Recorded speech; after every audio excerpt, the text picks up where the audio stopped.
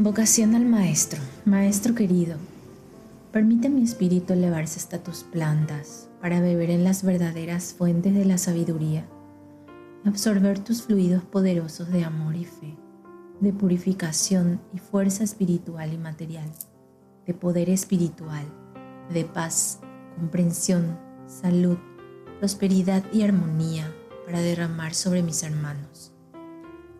Lección 6. Libre albedrío. El libre albedrío y la acción de las leyes divinas. Libre albedrío humano y libre albedrío espiritual.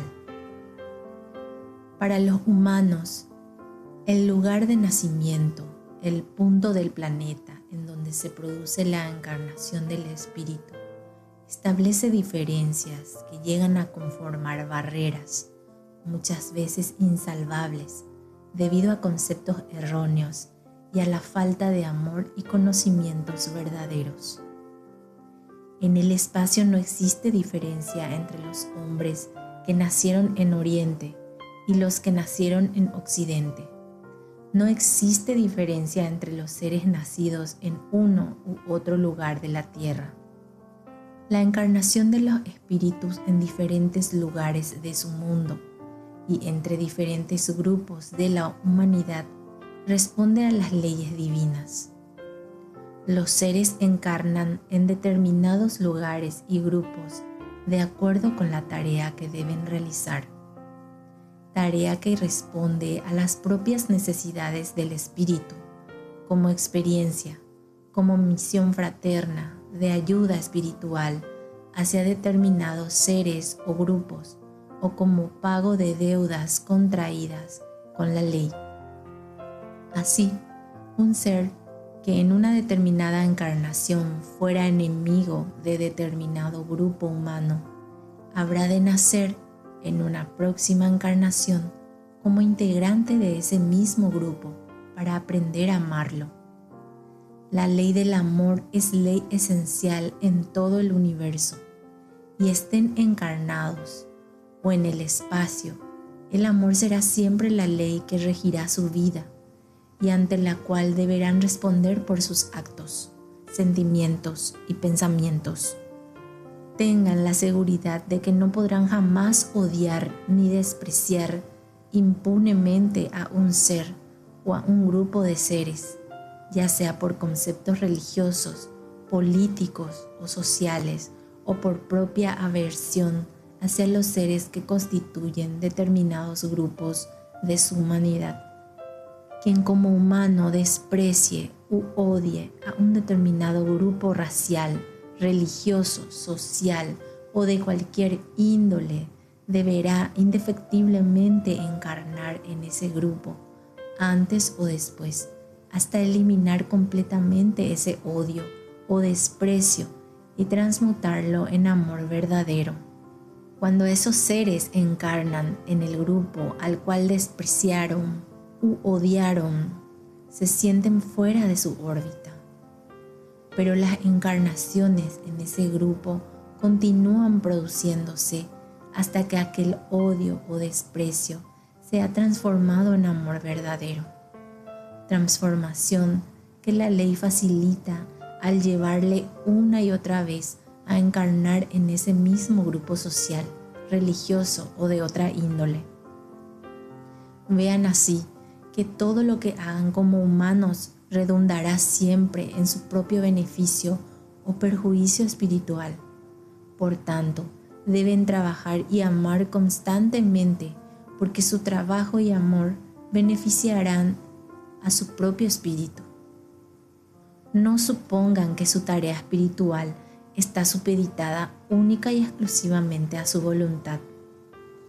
La ley, que es siempre amor, la deja aparentemente a su voluntad, a fin de que puedan así obtener el máximo beneficio espiritual. Porque si realizan su tarea solo porque se les ha sido impuesta, no obtendrán con ella beneficio espiritual. En cambio, si esa tarea que, aun cuando lo ignoren como humanos, ha sido pedida por ustedes cuando estaban en el espacio, la realizan con amor, obtendrán para su espíritu el máximo beneficio. Las leyes espirituales deben ser interpretadas en su verdad. Todos poseemos espiritualmente el libre albedrío que como facultad inherente al espíritu hemos recibido al nacer a la vida. Pero no supongan que su libre albedrío humano, que expresa el libre albedrío espiritual, les faculta para realizar arbitrariamente todo aquello que la voluntad les sugiera. Todos sus hechos, aún dentro de su libertad de conciencia, de su libre albedrío, están supeditados a los límites que las leyes espirituales imponen. Tienen libertad para realizar el bien y para realizar el mal, pero realizarán el bien o el mal dentro de ciertos límites impuestos por las leyes divinas. Por tanto, aún deseando ustedes realizar el mal, solo podrán hacerlo hasta donde lo permite la conveniencia espiritual de aquel o aquellos a quienes desean perjudicar, ya sea un ser, un grupo o la humanidad entera. No podrán, por más poder que hayan obtenido, realizar un daño real a un ser, a determinado grupo o a la humanidad, porque si el daño que intentan realizar no estuviera dentro de la necesidad impuesta por la ley del karma a ese grupo, esa persona o a la humanidad para su bien, las circunstancias le impedirían realizarlo. Las leyes divinas no pueden ni podrán jamás ser interferidas, y aun cuando su libre albedrío, al servicio de su voluntad, pretenda obrar el mal o realizar el bien, ese bien o ese mal solo podrá ser recibido si las leyes lo permiten, y será siempre para el bien espiritual de quienes reciban, en un sentido o en otro, su acción, pues así como no pueden eliminar el dolor necesario de la vida de un hermano, tampoco podrán llevar dolor a la vida de un hermano si ese dolor no le corresponde por ley. Deben tener presente que aun cuando la finalidad perseguida no haya sido lograda, la acción plena de sus hechos de bien o de mal recaerá siempre sobre su propia vida. Las leyes divinas actúan en todo el universo y en su mundo, registrando todos los actos, pensamientos y sentimientos por los cuales deberán siempre responderles. Les hemos dicho que su libre albedrío es limitado, porque solo puede actuar dentro de los límites impuestos por las leyes divinas que rigen la vida.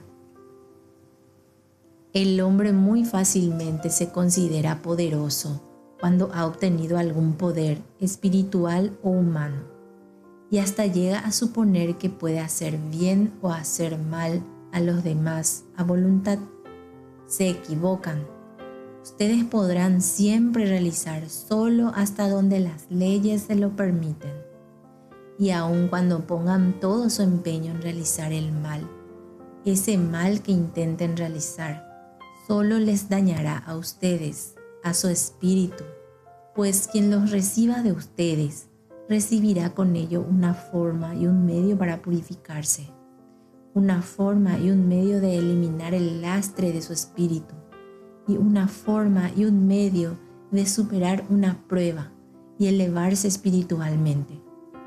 El mal que pretendan realizar será siempre un mal aparente, como es aparente todo en su mundo de formas, en su mundo de apariencias. Si su libertad, su libre albedrío humano, les capacita para vivir humanamente de acuerdo con su voluntad humana, no deben olvidar que el libre albedrío humano es solo un reflejo, casi siempre distorsionado, del libre albedrío espiritual que expresa la voluntad del espíritu, y es en virtud de su libre albedrío espiritual, de su voluntad espiritual, que están en la tierra en estos momentos y que deben trabajar en la obra del Cristo. Por tanto, si la acción determinada por su voluntad humana contrariara su voluntad espiritual, expresada en el espacio antes de su encarnación, se produciría en ustedes una desarmonía interna que les perjudicaría intensamente. El libre albedrío humano no es el libre albedrío verdadero. El libre albedrío verdadero es el que utilizaron espiritualmente antes de encarnar para elegir el camino que habrían de recorrer en este periodo en que deben vivir humanamente. Si durante este periodo de encarnación cambian de idea y desisten de la acción que han venido a realizar, lógicamente que la desarmonía que ello producirá solamente a ustedes habrá de perjudicarles. Es así como se han producido en su mundo muchos de los hechos que denominan trágicos y que fueron protagonizados por figuras preponderantes de la humanidad. Por su capacidad de acción, por los hechos que realizaron, esos seres humanos representaban la acción de un espíritu más evolucionado que el común de los hombres de su época.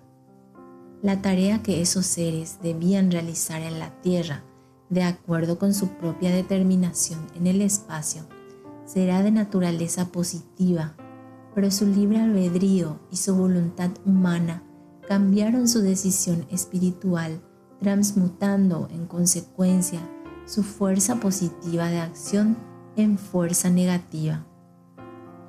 En tales casos, el perjuicio real solo va en detrimento de su espíritu, aun cuando esa decisión haya perjudicado a algunos o a muchos seres humanos. Esos seres humanos perjudicados fueron en realidad beneficiados espiritualmente, porque necesitaban esa purificación dolorosa y la han obtenido. Las leyes lo han permitido y por tanto ha habido un beneficio para todos los que debieron sufrir el mal originado por la transmutación negativa efectuada por ese ser que encarnó con una finalidad positiva.